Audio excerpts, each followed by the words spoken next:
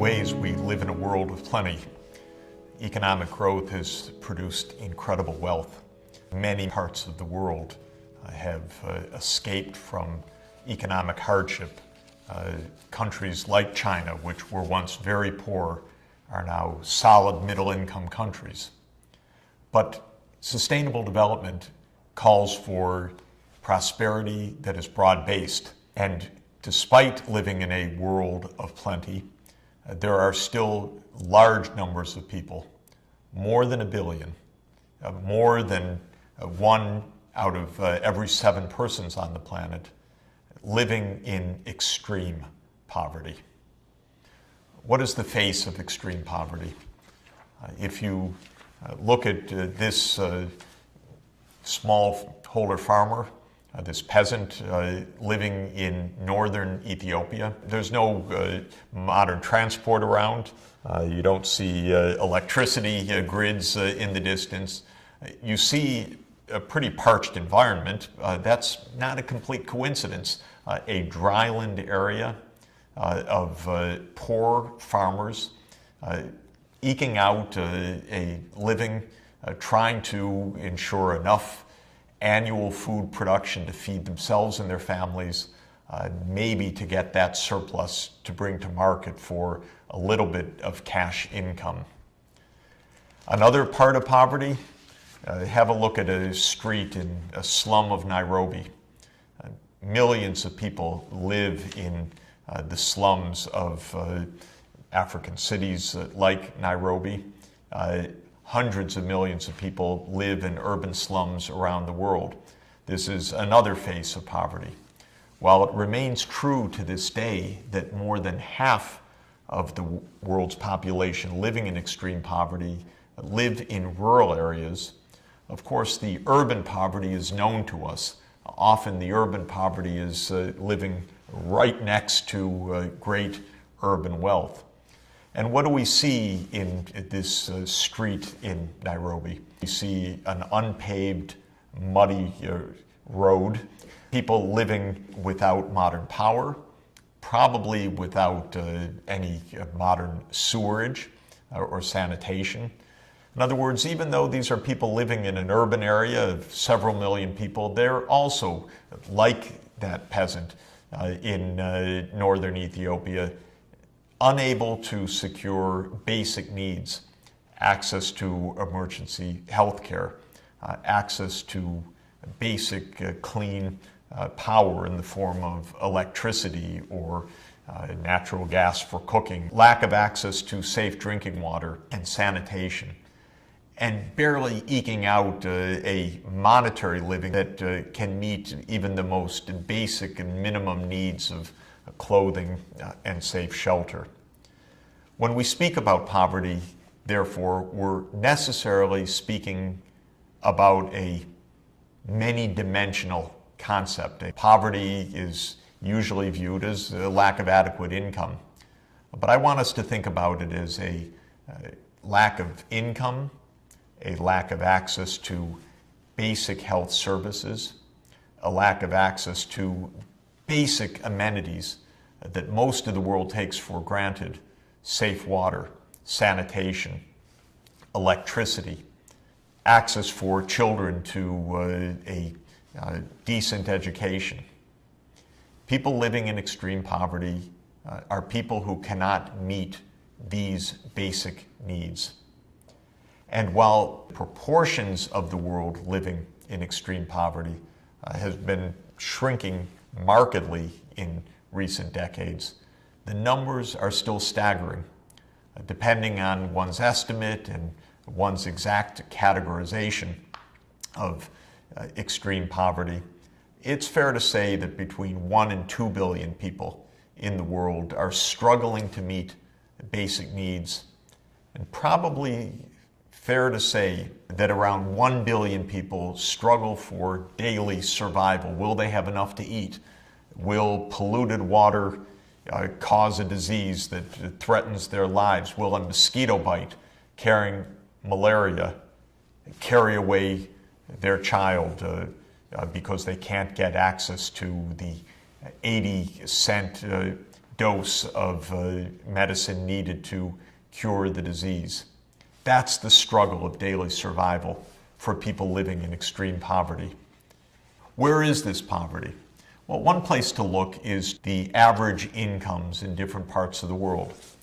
Take the national production of the economy, divide it by the population, so that one gets the amount of income generated per person per year in different countries of the world. And if you put them in a color code, as you see here, you can see a huge variation in income levels around the world. Those dark blue areas, there aren't too many of them. Canada and the United States, Western Europe, Australia and New Zealand, Japan and South Korea. Those are the high income parts of the world. And by and large, extreme poverty has been eliminated from those countries. But take the bright red or beige parts of the world. There you see the greatest poverty. And what you can see very, very clearly in this world map is that extreme poverty today is concentrated mainly in two regions of the world. The first is in tropical Africa. That's the part of Africa in between the northern African countries and the countries at the very south of Africa. And you see, on average, a lot of poverty within those countries, often half or so of the population living in extreme poverty. And the other concentrated part of poverty in the world is in South Asia, India, Pakistan, Nepal, and Bangladesh nearby. Countries that are sometimes experiencing economic growth, but still with vast numbers of people, often in rural villages, living without security of their basic needs. Thank goodness in both Africa and in South Asia, the proportions of households living in extreme poverty are coming down. Thank goodness for the world as a whole, the numbers have been coming down. But clearly we still have a very serious challenge, a moral challenge and a practical challenge. People living in extreme poverty face risks of survival.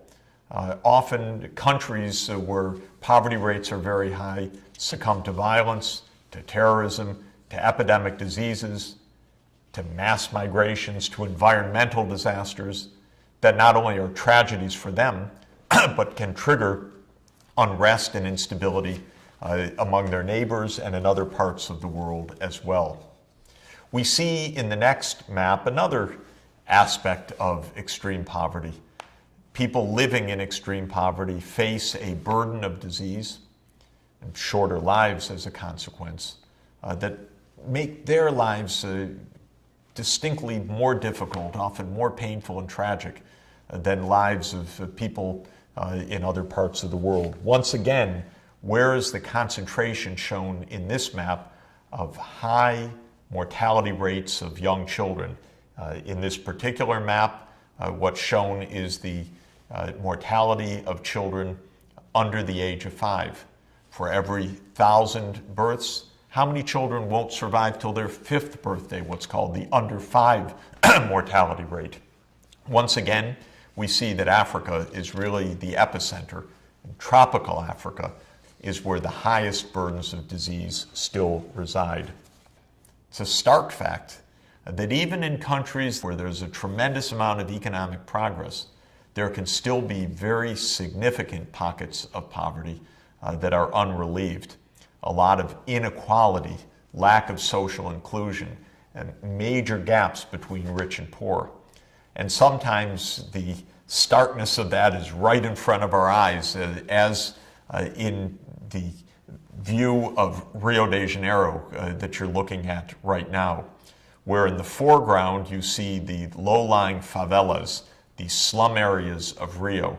And in the background, of course, you see the high rises, the modern, very high quality of life of the wealthier people of Rio de Janeiro. While there are some parts of the world where most of the population is poor, there are a number of countries that have reached what we call the middle income status, countries like Brazil, where there still are important pockets of poverty that need to be relieved. As always with sustainable development, there's hope.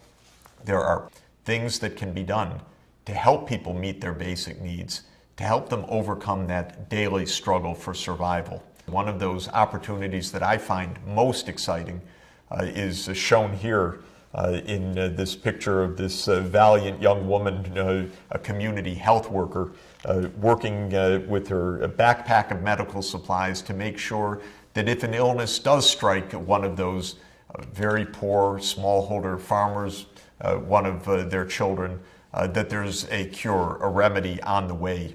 And through that, we can extend the benefits of modern health and medical sciences to reach everyone in the world. Well, we've already noticed that the degree of poverty has a kind of geography to it.